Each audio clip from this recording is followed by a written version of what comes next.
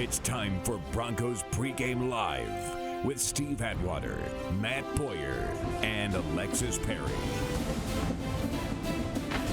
The Broncos' first AFC West matchup of the season is finally here, and ironically enough, so is the first real snowstorm in the Mile High City this season, as your Denver Broncos host the defending Super Bowl champion Kansas City Chiefs in Snowmageddon 2, this time out in Power Field at Mile High. Hello everyone, and thanks so much for joining us for the Broncos Bud Light pregame show delivered by Drizzly. I'm Alexis Perry, and as always, I am absolutely honored to be joined by the Hall of Famer Steve Atwater and Broncos TV's Matt Boyer, all bundled up because clearly Mother Nature, she loves to see Broncos and Chiefs go head to head in a snow globe. What is wrong with her? I don't know, but Steve wanted us to go short sleeves today, so... Yeah, come on, man. We got to back the players. It's going to be a little chilly out there for them. Okay, fair enough. And we got to toughen up.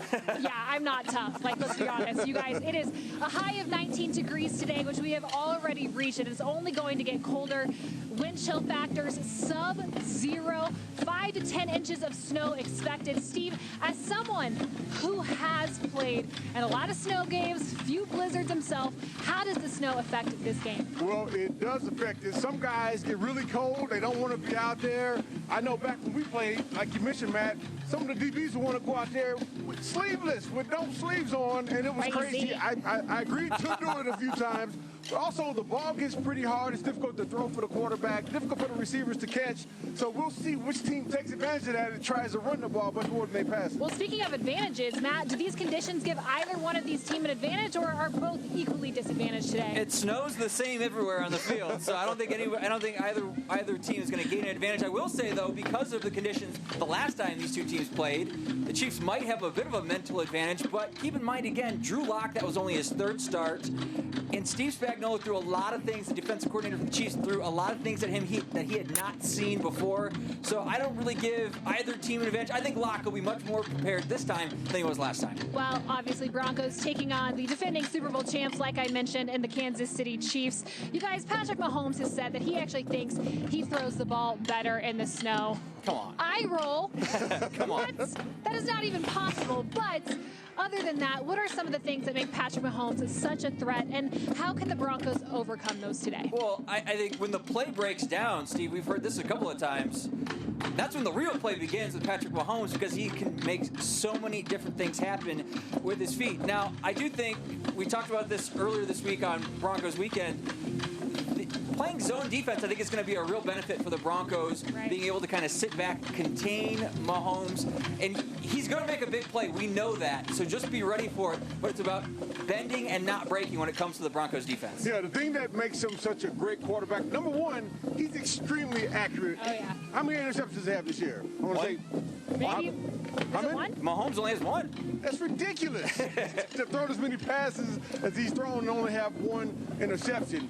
Now, also, he likes to get out of the pocket. He likes to use his legs, extend plays, and that's the one thing we can't do. If we're playing some zone coverage, we got to make sure that our defensive edge rushers keep him contained in the box. If he's going to scramble, they can go up in the middle where we got a chance for other guys to make the tackle. But it's going to be a challenge for them overall. Well, Steve, he is going to fill us in on the rookie run threat for the Chiefs. Clyde Edwards-Helaire here in just a little bit. But first, we got to start with the veteran acquisition. And Le'Veon Bell, I mean, was with the Jets. He was released, signed with the Chiefs, wasn't able to make it through COVID-19 protocol before their Week 6 matchup against the Bills. So he is making his Chiefs debut here today. What does he add to that offense, Matt? Well, a lot of veteran presence, but also you're going to see Bell used on third downs. He's great in the pass, but his patience is probably the thing that, you know, really makes the difference to me, because on the run, going from 0 to 100, I don't think anybody in the NFL does it better than Le'Veon Bell. Now, we did hear from our friend at NFL Network, James Palmer, that they're going to split carries. Oh, yeah. So the fact that he's gotten up to speed this quickly already tells me that he's ready to go and he's going to be a threat on offense. Steve, I know you study the tape. You always do. What are the weaknesses that you see in the Chiefs' defense, and how can Locke in this offense exploit them? Well, I think we'll have an opportunity to run the ball effectively, especially if we're going to have Melvin going back. Philip Lindsay, 100-yard game last week. Coming off a really good game. But I think their cornerbacks are probably the weakest link on their team. Javarius Ward, Rashad Rashad Fenton, Rashad Breeland. Those guys have been having some problems covering guys, so hopefully we'll have a chance to push the ball down the field as well. Well, the timing couldn't be better for this Broncos offense who get two big weapons back today, tight end Noah Fant and wideout KJ Hamler. How do you guys see Pat Shurmur kind of fitting those guys into what we've seen the past couple weeks? Well, last week, Fant's going to make a world of difference because we saw last week with Alberto. I know we're very excited about his potential as a rookie, but he dropped 3 balls in the end zone. You can't do that when you're playing a team like the Chiefs. So getting Noah Fant back, a huge red zone threat, is going to be crucial. And then KJ Hamler coming back also allows the Broncos not only to utilize him, but it allows the Broncos to utilize Jerry Jeudy in a number of different ways. When Hamler was hurt, Jeudy moved inside a lot. Now you're going to see Jeudy on the outside a little bit more, and his playmaking ability is going to stick out to me a little bit more with Hamler on the inside. So a lot of different ways Pat Shurmur could use both of those weapons. Yeah, I'm looking forward to seeing both Noah Fant and Alberto on the field at the same time. We saw Alberto. He did have a couple of drops last week, but we saw him in training camp. He has great hands, and I think that was really his first game playing, getting a lot of action. He and Noah Fant in the red zone. I love that idea. I love it. Love that idea. All right, well, we all know Broncos quarterback Drew Lock going up against his hometown team today in the Kansas City Chiefs. That's a storyline that I'm sure will be ingrained in us very, very soon, almost like the Philip Lindsay hometown kid kind of storyline. But you guys, I was glad to see him back against the Patriots last week, get one game in before facing the champs and the Chiefs. So, Matt, what did you like from what Lock did week 6 against the Patriots, and what do you hope he learns from that game? I think he learned that nobody ever went broke making a profit. So, you know, just a little, that's one of Peyton Manning's favorite phrases to use when it comes to being a quarterback. And Locke proved it last week against the Patriots. Did a great job of picking his spots, but also really just taking what the defense gave him. The only time he really got in trouble was in the fourth quarter when he tried to go deep and do too much. So I think, you know, he doesn't have to be the hero. Just taking what the defense gives him, and sustained drives are going to be enough in order to keep pace with the Chiefs. Speaking of defense, last question here for you, Steve. You know, Broncos, they activated cornerback A.J. Boye. You got defensive end Draymond Jones and DeMarcus Walker off IR for this game. How could their return impact this game here today? Well, having a veteran cornerback is always good, especially when you're going to get speedy receivers. Right. You got Nicole Hartman, you got Tyreek Hill, and you know, the quarterback, Patrick Mahomes, can get them the ball. In addition to having big Travis Kelce, which I believe one of the cornerbacks is going to have to pop down and cover him if Justin Simmons doesn't do it. So I can't wait to see Coach Fangio's game plan to defend these guys. It's a very explosive offense, and I bet they're going to be up for the challenge. And that's where A.J. Boye's size comes in, right? I mean, you think about it, Boye can guard a number of different guys. We talked about zone defense. He's going to be crucial when it comes to passing guys off, the communication aspect, so getting him back is going to be huge as well. All right, gentlemen, thank you so much for the insight. Man, oh man, wouldn't it be great to see the Broncos end their 9-game skid against the Kansas City Chiefs here today, especially under these conditions. Oh my goodness. Speaking of these conditions, all of you at home who are staying warm and enjoying the game curled up at home, but we're out here freezing our booties off.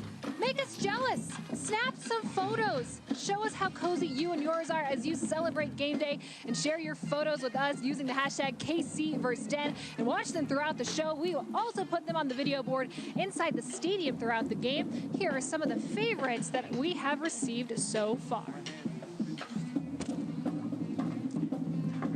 All right, it is game day here at Empower Field at Mile High, so let's make it feel like game day. These folks always bring the Rocky Mountain Thunder, so let's turn it over to the Stampede and the Denver Broncos cheerleaders for the Broncos fight song.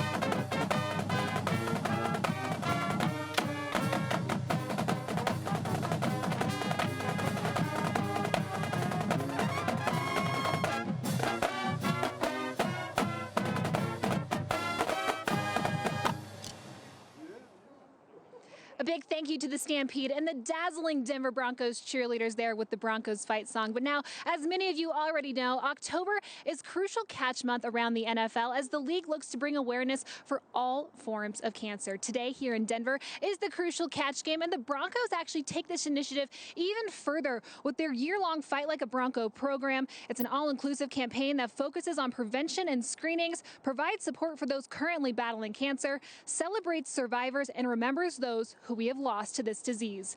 Cancer affects us all, including these Broncos who help share stories of compassion and hope.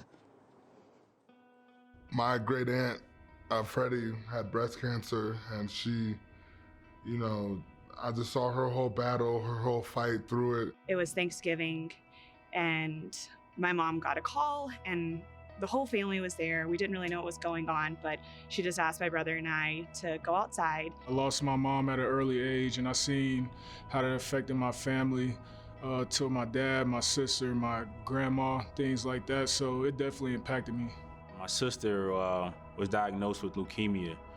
And so as a kid, just pretty much spending about 2 years straight in and out of the hospital with her. The hospital pretty much was home for a while, and just seeing what she went through and her fight with cancer, as a kid, not really being able to live a normal life. And I remember walking back in maybe like 30, 45 minutes later, and there was just like a massive prayer circle around my mom. You don't have many of those like heart-dropping moments as a child, but I just remember thinking like something's wrong again. And that's when we were told that the breast cancer came back, and that it was more aggressive this time. Shortly after my sister was in remission, my mom was diagnosed with breast cancer. I was about seven at that time. And again, just seeing, the fight my mom went through, all of the chemo, in and out of the hospital, losing their hair and stuff like that. It was a real struggle, and it took a toll on my family. She just knelt down with my brother and I and said, I'm gonna stay, I'm gonna fight, I'm not leaving you. You see them fighting every day. Even though they may not have any energy left, or they may not have any fight left, they're not gonna give up though, because they're fighting for us, they're fighting for their families, they're fighting for everyone around them that cares about them, loves them, and wants to see them through it. As an NFL player, we have a lot going on. It could always be worse, but you never know what somebody is going through, especially outside of this building. I just want to be a beacon of hope for that to help them. No matter what, you're going to face adversity through life, but just don't let the setbacks define you, and just keep moving forward. I think we're all affected by cancer in some kind of way. So I think that's something that we all can relate to. So for the league to kind of get behind that and to do so much with it, I think that was huge. The more cancers that we can represent, the more cancers that we can get the word out about, and it really can draw attention to. It's only gonna do good in the future. I know what it's like, to see your sister or your mom or parent or anything, struggling and going through that fight. So for me, it's about affecting their lives. Just letting them know that they're not, in it alone. My message really is just to keep fighting. You're not alone. There's times you're gonna think you're alone, you don't know what to do, and the biggest thing is just to have that support, and just know a person like me is always supporting a family no matter what battle they're going through, especially with cancer. I definitely encourage, your routine checkups for the women. Definitely, get those routine mammograms, and, just try to stay on top of your health. There are ways to have that early detection, have that support, have just a community of people behind you. It's very empowering. And, I work in healthcare. I went into healthcare because of my mom. And I know that we're a long way from finding a cure, but I know that it is in the future. And one day we are going to live in a world without cancer. And I am so excited for that day. We are so grateful for those Broncos who were able to share their story on how they were impacted by cancer. I am now joined by Alexandria, who you just saw in that piece. Alexandria, you said that your mother really inspired you to get into healthcare, but she also inspired you to try out to be a Denver Broncos cheerleader. How was that? So my mom was a majorette at the University of Auburn, and their colors are orange and blue. I went to the University of Alabama because that's where my dad wanted me to go to be with my brother. And I know that her ultimate goal was for me to be in orange and blue. So it took me a little detour, but I finally am in the orange and blue that she always wanted me to be in. So, well, we are so glad that you are here. I know that it was a really difficult time for you as a child going through your mother's battle with breast cancer. Is there anything that you would like to share with children who might be going through the same thing as they're watching their parent really go through this tough time? I'd say hug them every chance you get.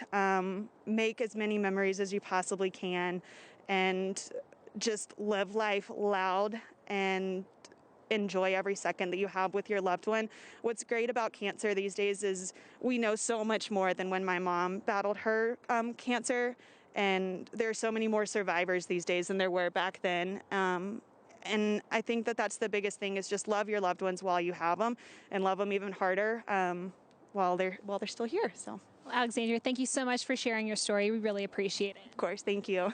All right. Well, like we said earlier, there are so many friends and family here in Broncos country that are serving and fighting right now. You guys can help those folks. You guys can go to denverbroncos.com/community/fight to learn more about prevention and screenings, how to support those currently fighting. We can celebrate cancer survivors and remember those who have fought like a Bronco. You can also check out dbron.co/fight to purchase Fight Like a Broncos merchandise. They have t-shirts, or you guys can just make a donation. 100% of the sales benefit the American Cancer Society for underserved and underinsured members right here in Colorado.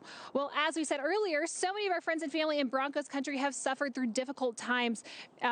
So here on Fight Like a Broncos Sunday, we have put together a tribute to the many fans who have dealt with cancer in one way or another. Here is Face Vocal Band providing the track who have or who are currently fighting like a Bronco.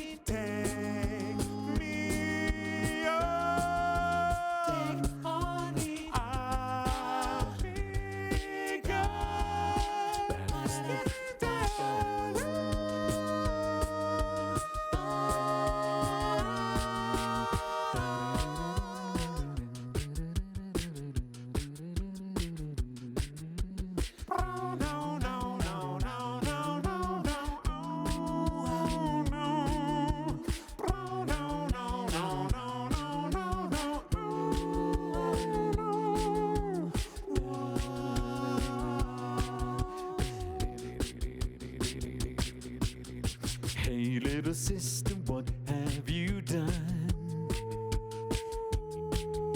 Hey, little sister, who's the only one? Hey, little sister, who's your Superman? Hey, little sister, who's the one you want? Hey, little sister, shotgun. Well, it's a nice day to start again. Come on, it's a nice day for a white wedding. Well, come on, it's a nice day to start again. Come on, it's a nice day for a white wedding. Come on. Alrighty, thank you so much, Face Vocal Band, for that performance, and thank you, Broncos Country, for sending in plenty of great photos so far for today's pregame. Now we're going to switch gears, head to some Broncos factoids to impress your friends and family here as we get ready for game day. The first one, did you know, Broncos Country?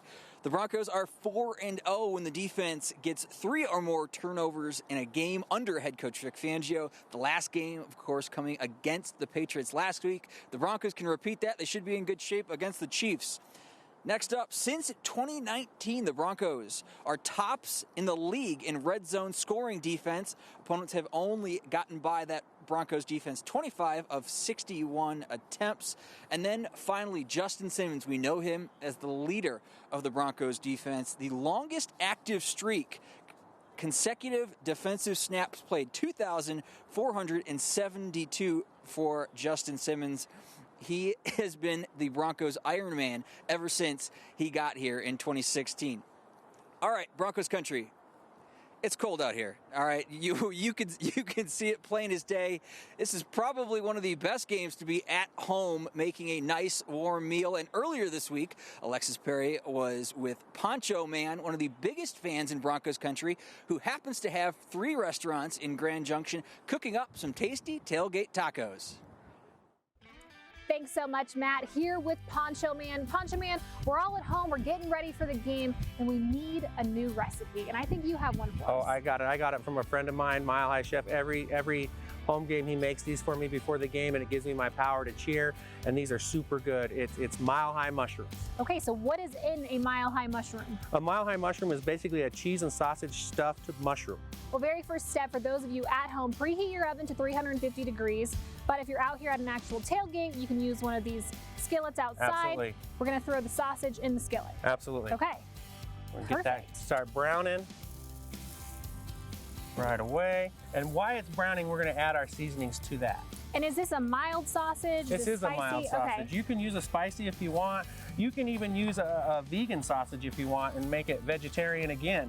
All my recipes, if you just swap out 2 little ingredients, you know, the dairy and the meat with your vegan or vegetarian options, you're set. You can please everybody. So you have a little bit of salt and pepper in there. Next step is the minced garlic. And you can you can either get a couple cloves and chop them up and put them in, or you can buy something real simple that's already minced, just 2 spoonfuls. I love the minced garlic. I feel like I'm cheating a little bit, but it's perfect though. I mean, when you're out tailgating, you got to make sure you reduce your prep time so you can spend time with your friends and family. Tailgating or at home, for me, I like to reduce my prep time no matter where I'm at. Less prep, less cleanup. Less is more, in my opinion. I okay, agree. This smells fantastic for what it's worth.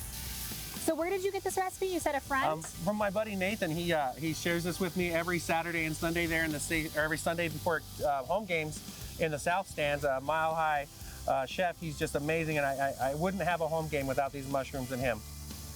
Well, speaking of chef, I think you probably have quite a few recipes that you could probably share with us, given the fact that you own a few diners in Grand Junction, correct? I do. I own 3 restaurants in Grand Junction. They're called Randy Southside Diners, and we just serve American diner food. We're open 6 to 3, 7 days a week. So the sausage is nice and brown. Very next step is adding our cheese. We're going to add half a block of cream cheese, and we're going to add half a pound of Kobe Jack shredded cheese. Is that about half a pound in there? It is. It's exactly 8 ounces. Perfect. Throw it in there. Look, I love when you don't even have to measure. That's it. You got to keep it simple. Chuck it all in there. Keep it simple. Perfect. For those of you who like cheese, this is the recipe for you.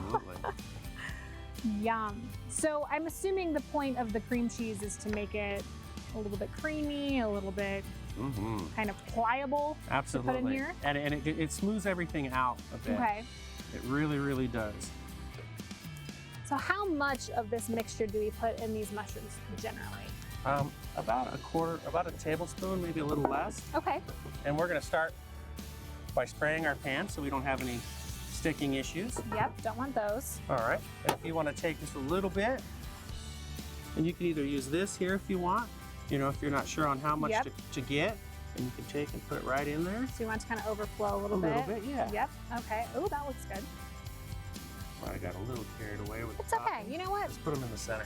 Carried away is good. It's a good thing. Oh, okay. So we'll put them on the bottom shelf of our little oven. Man down. Again, this one is literally trying to escape. We're just gonna throw them in there and see how it goes. Okay. And then 15 minutes on the top. 15 minutes on the top. Good there. There you go. Cool. Okay, now we wait. Now we wait. Now we drink some Bud Light. Absolutely. All right, Poncho Man, so our mushrooms have been in here for about 15 minutes. Safe to say we can pull them out? I believe we can. They look like they're ready to go. Let's see what we got. Oh my. They look nice and melted and cheesy. They look nice and hot too. Let me get my trusty towel. Wow. Look at those. Okay, so we just pick them up and eat them. pick them up and pop them. That's it. I feel like that's going to be pretty hot. Should I That's hold gonna off be for a very. second? I would give them probably 5 minutes to sit before you do that, but Okay. I'm telling you, they look delicious. Poncho Man, thank you so much for Thank this you for recipe. having This me. is amazing. We appreciate it. Go Broncos. Our thanks to Alexis and Poncho Man for that tasty recipe. Now, Broncos country, if you're not so much into making food and more into just eating food, Taste of the Broncos is going on right now. If you head to denverbroncos.com/taste, you've got a ton of great restaurants that you can visit, with some of the proceeds going towards the Colorado Restaurant Association's Angel Relief Fund that benefits hospitality workers, and also Food Bank of the Rockies. So a couple of great causes right there. Let's turn our attention back to the field now. And if you've been paying attention these last two games, Tim Patrick has been making plays all over the field. Back-to-back 100-yard receiving games. He's emerged as the Broncos' deep receiving threat. So what better time than now to get to know a little bit more about Tim Patrick.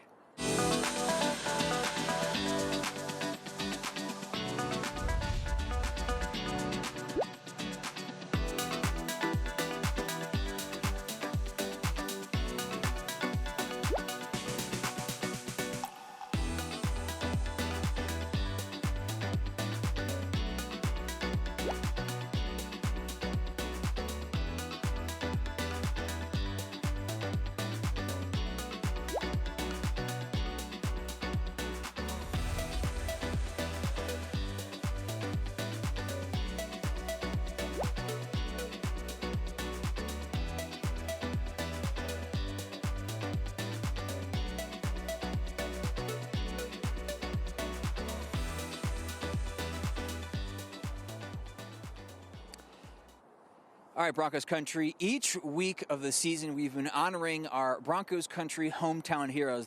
These are people that are fighting on the front lines of the COVID-19 pandemic. And today's honoree is Katie Schauer. Katie is a phlebotomist, instrumental in launching a COVID-19 drive-through tent at UC Health Memorial Hospital North in Colorado Springs. Katie has served thousands of patients in this tent with collections, offering reassurance and kindness to each patient along the way. Patients often recognize Katie for her cheerful and compassionate care. She inspires her team to do more, work harder, and to show kindness during this difficult time. And for those reasons, Katie, you are this week's hometown hero, and we can't thank you enough for your service during this time. Now, let's toss things back over to Alexis. Well, among the other heroes in our community are the brave men and women serving in our military. Here is today's Salute to Service moment presented by USAA. United States Navy Operations Specialist Second Class Roy Ramirez hails from Houston, Texas, but now calls Denver home. He joined the Navy in 2005 and was initially assigned as an airman apprentice on board the USS John F. Kennedy, home-ported in Mayport, Florida. His outstanding performance soon earned him an opportunity to advance training as an operations specialist. His duty assignments include the USS Boxer in Pearl Harbor, Hawaii, and Helicopter Maritime Strike Squadron 7-3 based in San Diego. A veteran attached to intact Rocky Mountain here in Denver. My shout out goes to all my future brothers and sisters who are about to join the U.S. Navy around the world. Good luck and stay safe. God bless the USA and go Broncos!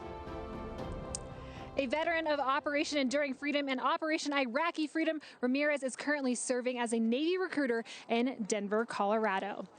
All right, guys, we're just a little bit less than an hour away from kickoff between the Denver Broncos and the Kansas City Chiefs. And this week, during Chiefs Week, the Broncos made it clear that really this is just another game on just another Sunday. But members of the team, including Drew Lock and Tim Patrick, met with the media this week to share what it's like going up against Andy Reid's offense and, of course, what Drew Lock needs to do to beat his hometown team. Take a listen. He's got such a Star Wars offense over there, a lot of weapons, a lot of speed, and a great, great quarterback who's operating this offense at a very, very high level. He's very hard to sack. He doesn't throw interceptions, or very rarely does. The guy's at the top of his game. Who's he remind you of? It's just a small group of people, in that group. Aaron Rodgers, Brett Favre, guys can move around and got laser arms. There's a couple others, but pretty special. Le'Veon Bell, they're just adding another guy that's really good. So they got weapons all over the place. We got to deal with people, and guys are going to have to win one-on-one matchups because you can't help everybody. My job is to be, like I said, that bull in the china shop, be in his face as much as I can, and the whole front seven want to get in his face and disturb him as much as we can. Because, like you said, he's a dynamic playmaker. He can move out the pocket and make plays deep downfield. So our main thing is just going to try to contain him as much as we can, and they're going to have their plays here and there. Because at the end of the day, like I say, he's the best player in the league.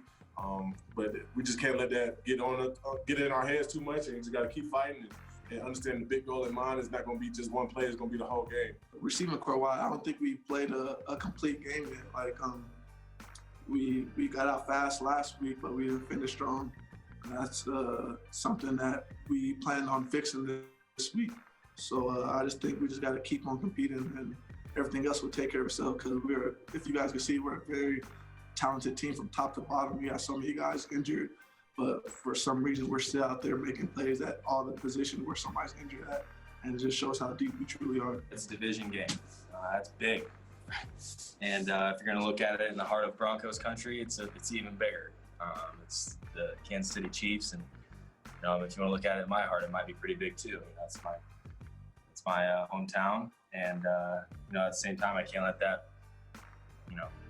change the way I play. It's just a regular game. Go through my reads, try to push us down the field and score points. But no, this is just another week this week. We're going to come out and prepare the same way, extremely hard, and be ready to go Sunday like it's any other Sunday. It's hard to forget 21, 22 years of your life, especially when I'm only 23 now. It's my first full year out of Kansas City. It was cool to be able to kind of put the Darth Vader mask on and, steer away from Jedi and come to the dark side, so to say, over here in Denver. It's kind of like playing that guy.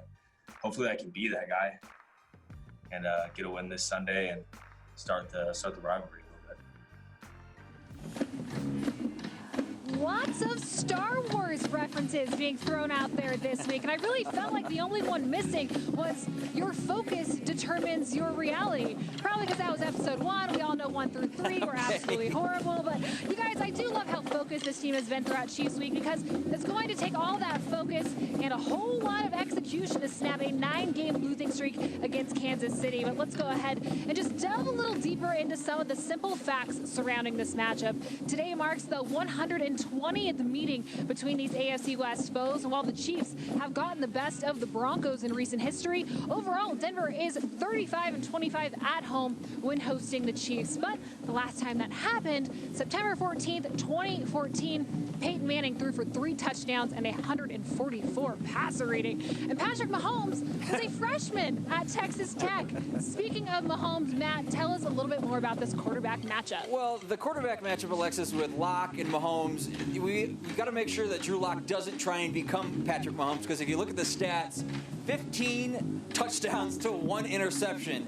That's the ratio of an MVP. So Mahomes right now is putting up MVP-type numbers. But if Locke just does what he did last week and just consistent drives. Remember, when this Chiefs team lost to the Raiders earlier this year, that was the recipe, just consistent production and good defense. And this Broncos team can definitely stick with the Chiefs. Well, it's going to be fun to see how these guys come out and attack here today. But given the weather and the talent at the running back positions, I have a feeling we're going to see these guys a lot today. Yeah, we'll probably see the running backs running the ball a lot. Clyde Edwards-Helaire is a very dynamic running back. Of course, the Chiefs got him late in the first round. Had one heck of a game last week. 26 carries, 161 yards, 6.2 yard per carry average. And of course, Phil Lindsay, 100-yard game off an injury, 23 carries, 101 yards.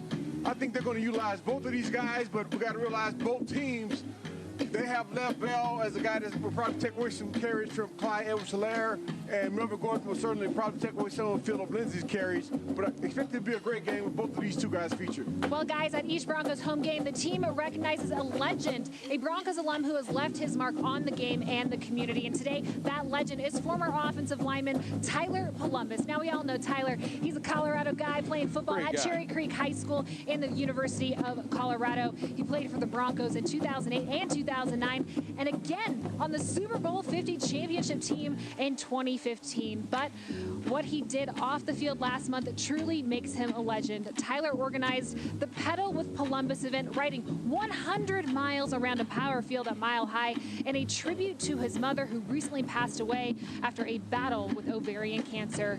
Tyler raised $42,000 for the Colorado Ovarian Cancer Alliance, and he is now with our legend, Steve Atwater. All right, TP, Tyler Columbus, thanks so much for joining me on the show today, my man. Of course. Always love being with you, buddy. Yes, yes.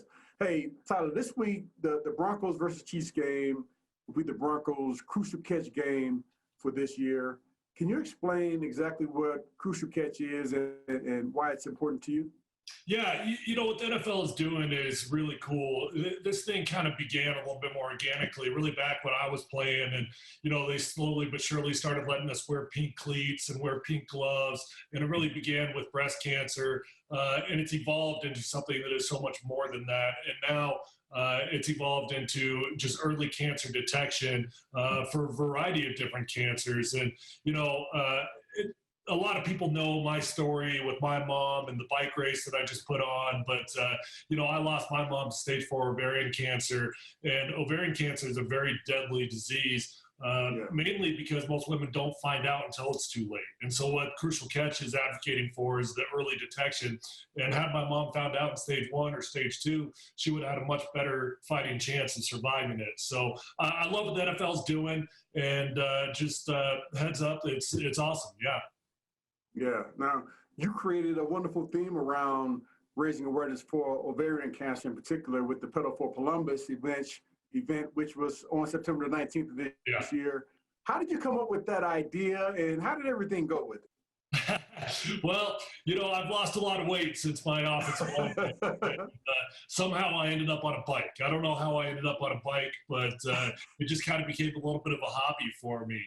And obviously, knowing what my mom had been through, knowing that I've got an incredible platform that between what I do with my radio show and in combination with the Broncos, who teamed up with me, I knew that we would be able to do something good. So I just took a hobby of mine, and I put it towards a cause that meant something to me. And, you know, we were able to, in the first year, in a year in which nobody could be there, we were able to raise over $40,000 that was all going towards Colorado Ovarian Cancer Alliance. And it was an incredible deal, man. I mean, just year one, it's just the beginnings, but we're going to take it from there, and next year is going to be bigger and better. Yeah. So, like going through the process, you know, getting started with it, starting your program, Pedal with Columbus. What did you learn throughout the whole event, just about cancer in general, about ovarian cancer that you didn't know at the start of it? Well, there's just so many people that have been affected by it. And, you know, Phil Milani is a good example. He did a great piece for me and what we were doing. And I had no idea that he had lost his mom to ovarian cancer as well. And, you know, I knew how deadly the disease was. I knew how important it was to raise awareness for it. But it was amazing to me how many people have been directly affected by ovarian cancer. And, you know, what Crucial Catch is doing is so much bigger. It's more than just ovarian cancer. And so we've all, through the 3 degrees of separation, we've all got some sort of contact with somebody that we love that is going through this. And, you know, it's really important that people just feel love, they feel support, and that they know that there's people out there rooting for them. Yeah, man, I told you earlier, man, I'm so proud of you for creating that and you know, 100 miles around the stadium, and that was amazing, man. My hat's off to you for that. Let's talk Broncos just a little bit.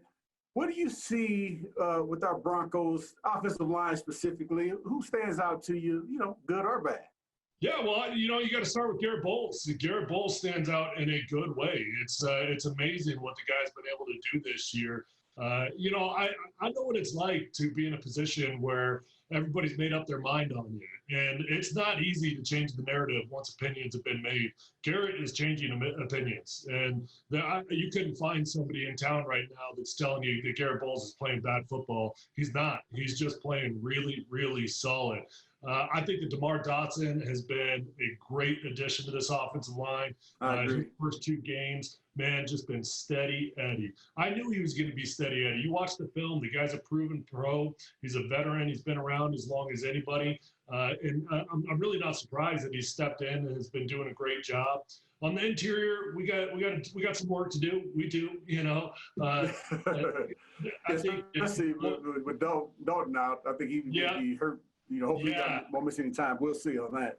That's right. So we got some work to do on the interior, but I think our 2 tackles are playing really good football right now. Yeah, good. Now, what did you think about Drew Lock's return? He came back through a couple of interceptions, but I think overall he got the win. Right. You know, if you judge Drew Lock based off his stat line last week and you didn't watch the game, you wouldn't think that he had a good game. But if you watched the game, you'd realize that there were 3, maybe 4 drop touchdown passes. And how radically different does his stat line look had those balls been caught? I mean, you're talking about a difference of 30 points down to 18 points. He was aggressive. Pat Shurmur was definitely aggressive. I thought that if you could have taken out the last 2 interceptions, which you cannot, but up until that point, Drew was playing phenomenal. I thought he was delivering the ball where he needed to, giving guys opportunities to have home run balls. And then he had a couple of turnovers. And, you know, those are moments that Drew's going to have to learn from. You know, they had the potential to lose the game for us. We're very lucky that the Patriots weren't able to capitalize on it. But all things said, for a guy that is young, just coming back, I thought that he had a very exciting performance. Okay. And what are you expecting from this offense? Last question. What are you expecting from this offense against that Kansas City Chiefs team on Sunday here? Well, you better score some points because, you know the Chiefs are going to, right? I mean, the Chiefs average 29.2 points per game. So we got to score 30 or more points. If you want to beat the Chiefs, that's what you got to do. I think that the key this week is going to be when you're in the red zone, you can't walk away with field goals. And, you know, my coach has always told me, Steve, that you couldn't win a game kicking field goals. They all lied to me, apparently. But apparently First you can't. time, hey. Yeah. You have an accurate kicker, too. Yeah. But I can promise you this week that's not going to work. So you got to convert when you're down in the lower red zone, and you got to score every time you got an opportunity. All right, man. Hey, Tyler, we appreciate you again. Again, congratulations on you with your pedal for Columbus. And, man, I know everyone loves listening to you on 104.3 The Fan. I listen to you from time to time as well, so keep up the good work. I appreciate you, brother. I always love hanging out with you. You too, buddy. Talk to you soon. Get the fan my best. Yeah. Thanks so much, Steve. Yes, Tyler is correct. Touchdowns will be key here today. All right, guys, it is now time to add a little bit more energy to this pregame party that we have right now. Let's send it over to the Denver Broncos cheerleaders with a performance presented by Antoine Duché Salons and Day Spas.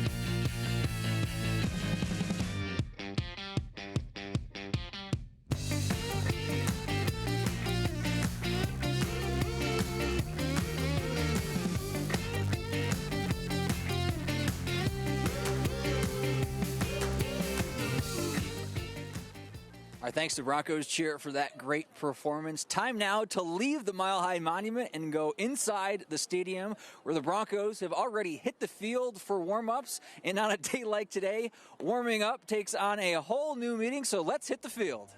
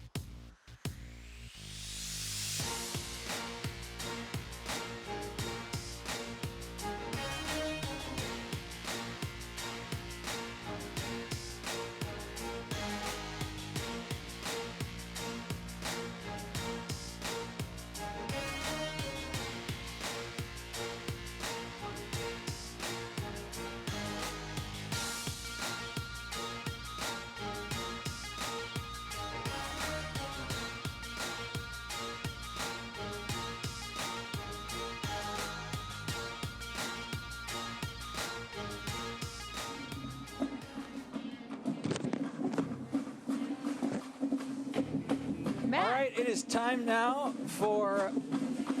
that is just some of what you've seen inside. Now let's get to the starting lineups presented by Aero Electronics. The big news for the Broncos on offense is Dalton Reisner in the starting lineup at left guard, flanked by Garrett Bowles, and then Graham Glasgow. Oh, we're going to go with position players first. So Melvin Gordon and Phillip Lindsay obviously back together on the field for the first time since the Tennessee Titans game. And then Noah Fant, Tim Patrick, and Jerry Jeudy at the wide receiver positions. Fant going to be huge for the Broncos, especially when it comes to the red area. We talked about that earlier in today's show. And then along the offensive line, Garrett Bowles, Dalton Reisner, Lloyd Cushenberry at center, Graham Glasgow at right guard, and DeMar Dotson. We did know he was going to be healthy for this week, but he's back in the lineup, so the Broncos sticking with the same five they've had in previous weeks. All right, guys, let's go ahead and take a look at your defensive starters, also sponsored by Aero Electronics. Of course, we got to start with that defensive front, coming off a huge game up against the Patriots. You have Shelby Harris, Mike Purcell, and Deshaun Williams. Shelby Harris coming up, 2 big pass breakups up on Cam Newton last week. Deshaun Williams, he had an interception as well. Really nice debut from him. Then we have the outside linebackers, Bradley Chubb and Malik Reed. Reed had 2 very timely sacks last week on Cam Newton. Inside, Alexander Johnson and Josie Jewell, who have been solid so far this season. Now let's take a look at your secondary as well. Of course, we've got AJ Boye back in the lineup today. We are so excited to see him. Bryce Callahan on the opposite side. And then your safeties, Kareem Jackson and Justin Simmons, who, like you guys just saw, have played 100% of the snaps so far this season. Not too bad. What about inactives?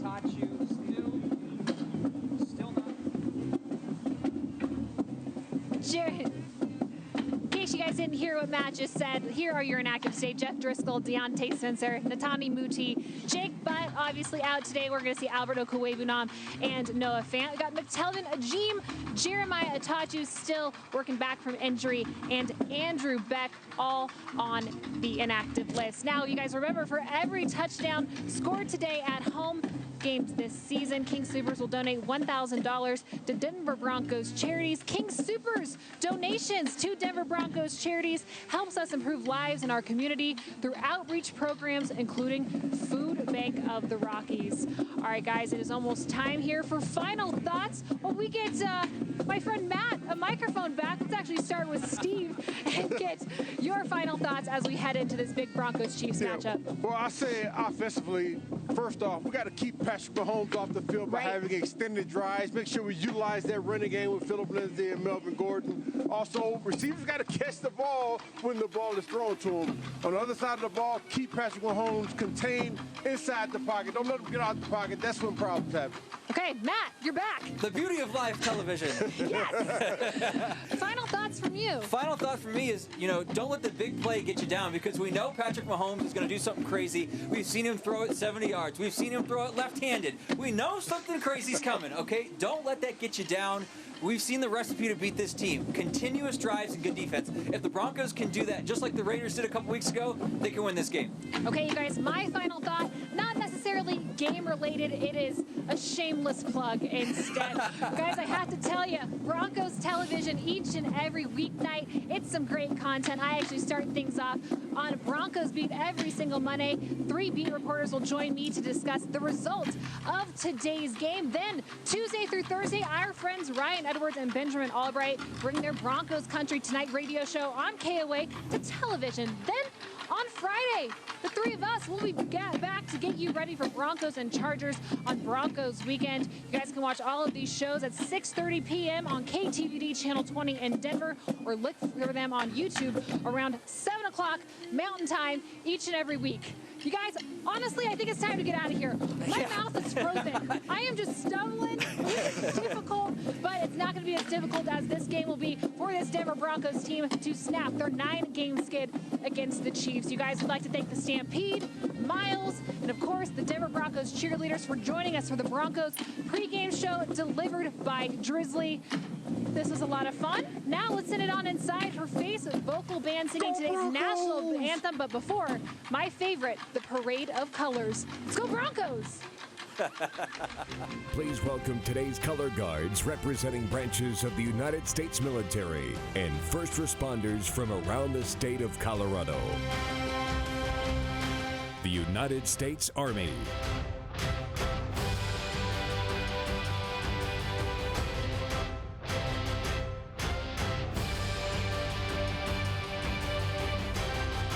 The Navy stationed at Buckley.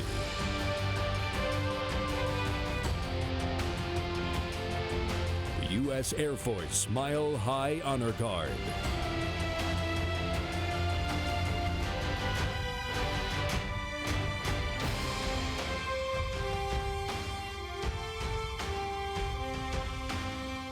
The United States Coast Guard.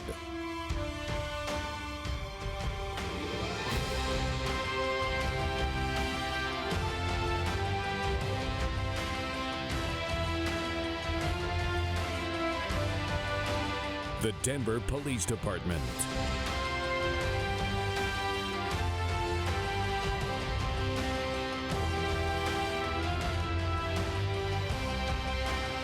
And the Colorado Professional Firefighters.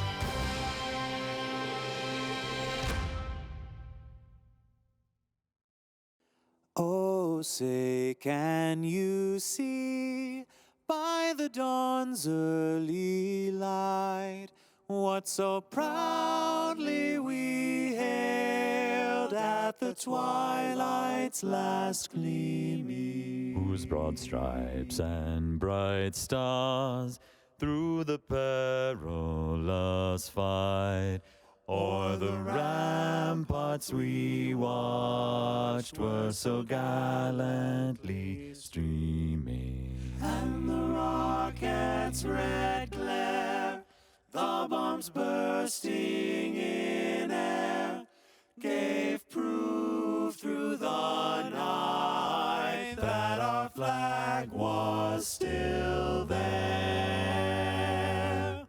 Oh, say does that star-spangled banner yet wave?